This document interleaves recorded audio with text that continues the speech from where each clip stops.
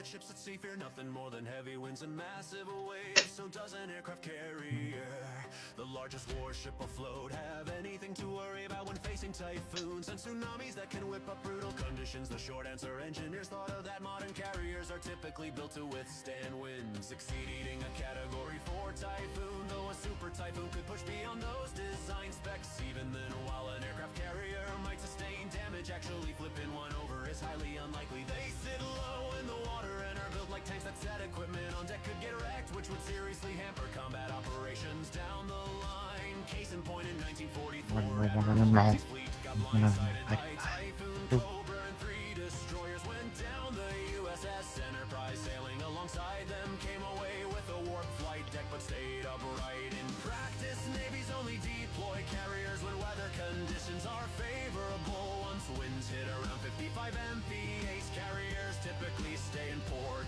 not because that wind speed threatens to sink them, but because the violent rocking can damage aircraft and other gear stored inside. As for tsunamis, sure, they can generate waves dozens of feet high, and no carrier could survive that kind of wall of water. But here's the thing, those monster waves only form near the coastline, out in the open ocean. Even a major tsunami produces relatively modest swells.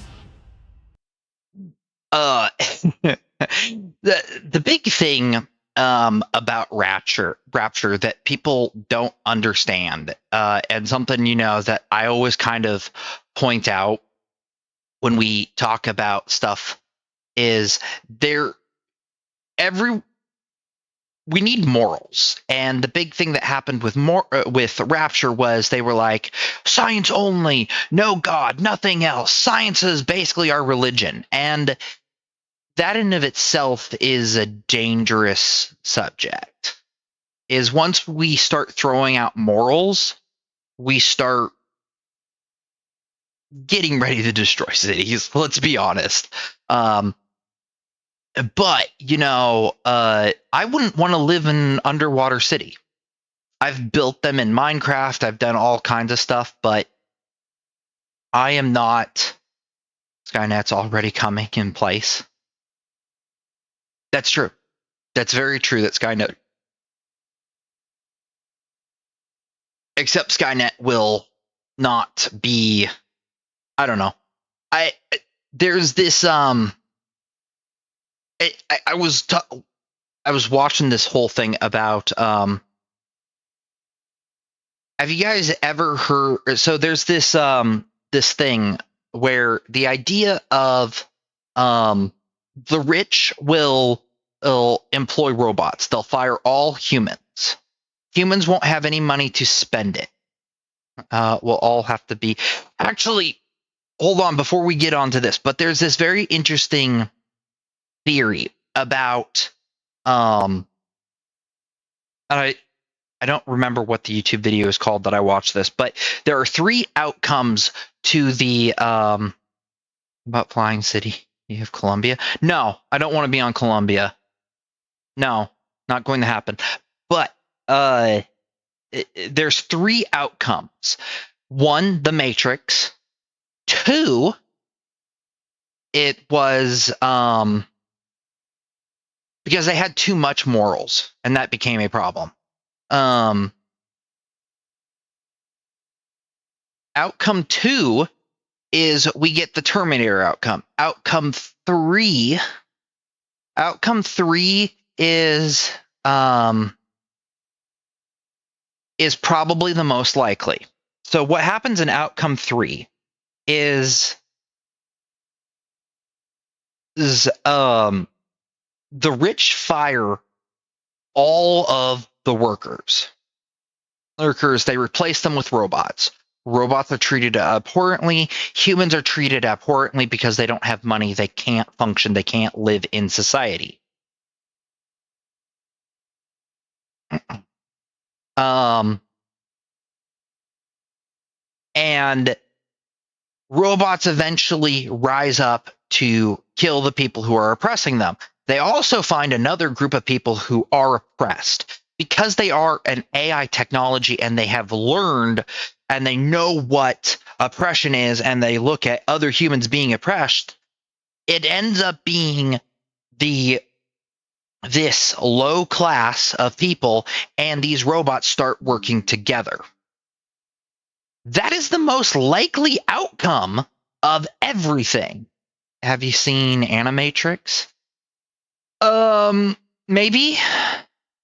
And yeah, Token's right. They were too racist. They went too much the other direction. And like, I like science. I like stuff like that. I also like magic, but I like science.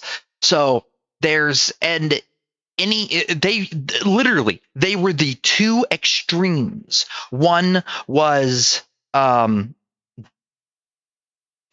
mean, the best example that I can give for them is one was fascist, one was communist.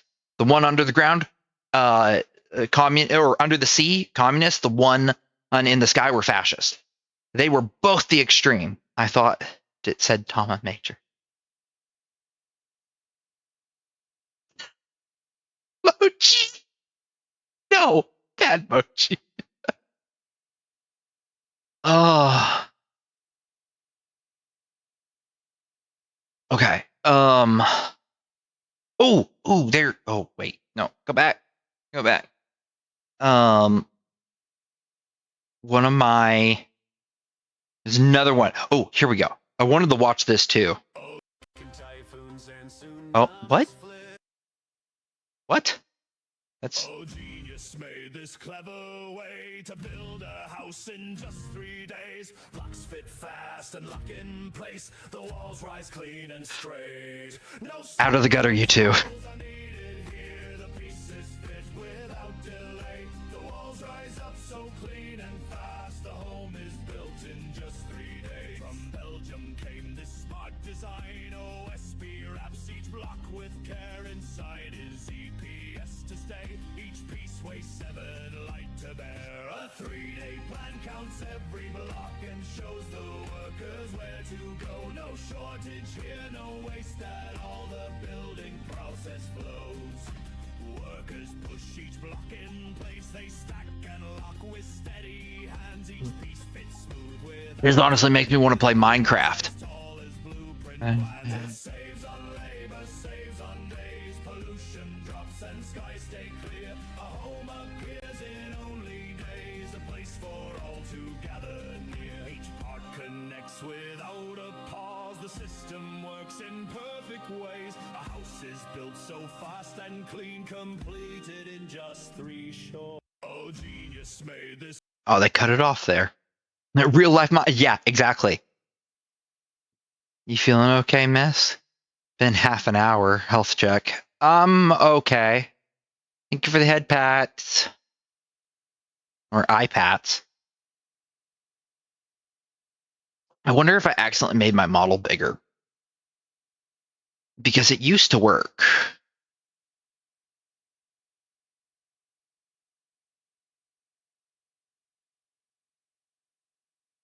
Okay, hold on. Unlock the model. You want to try this. Okay. Redeem. There we go. I just made the model too big. That's what happened.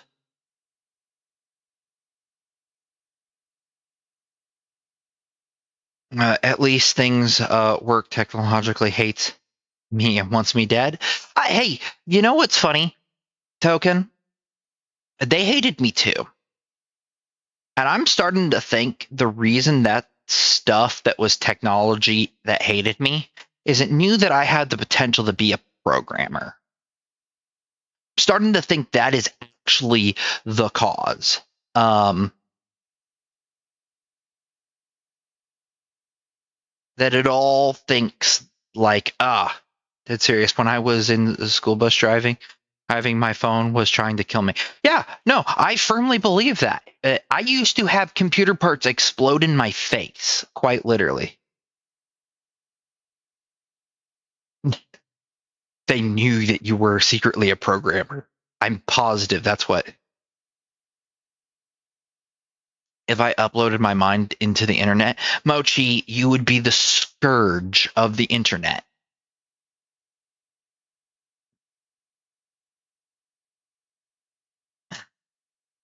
but no, this is something I always dreamed of doing, and people always said, "No, that can't ever work." And then someone goes and does it.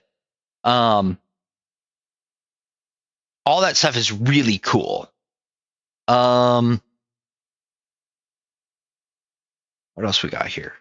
Why would Sweden build a tank without a turret? The answer lies in its unique combat environment and survival logic. This oddball known as the Stridzang 1 and 3 took a completely different path from the very beginning. It ditched the most essential feature of a traditional tank, the turret, and fixed the main gun directly to the hull.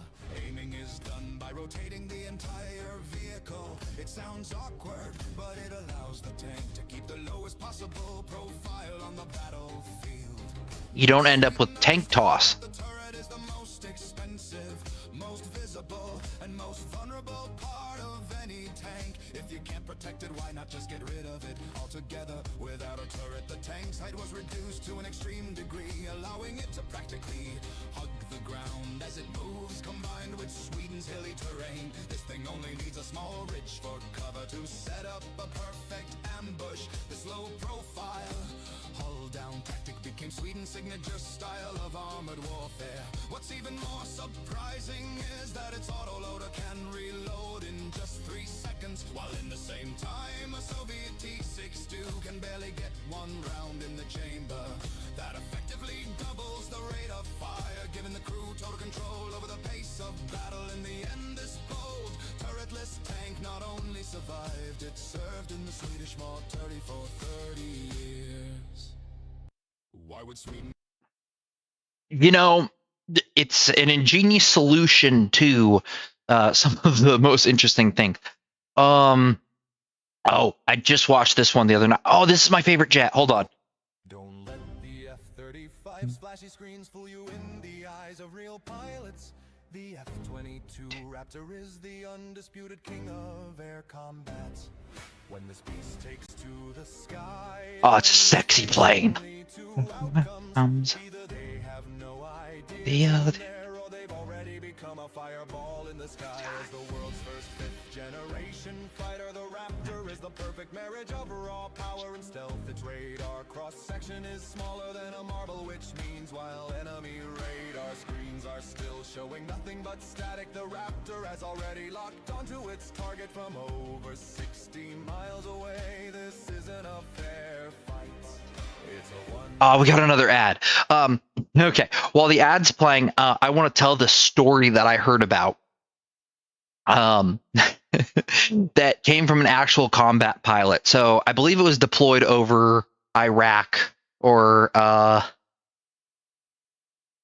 okay, that's a beautiful one, Token, but there's something about this that's just it's beautiful to me. I don't know why.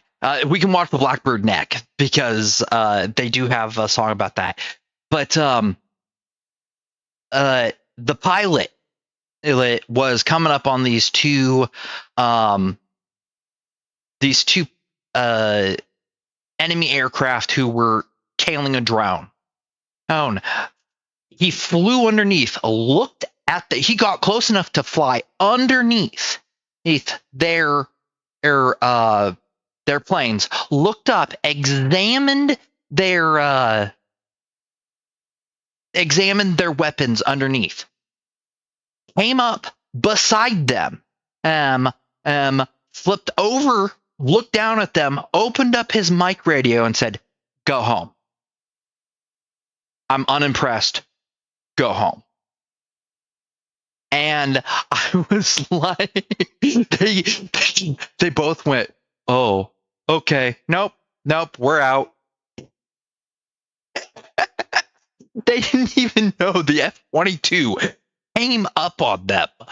I was just like, oh my god. Okay, we got to go back to the beginning because we got interrupted by ads. Don't let the F-35's flashy screens fool you in the eyes of real pilots. The F-22 Raptor is the undisputed king of air combat. When this beast takes to the sky, enemies face only 2 outcomes. Either they have no idea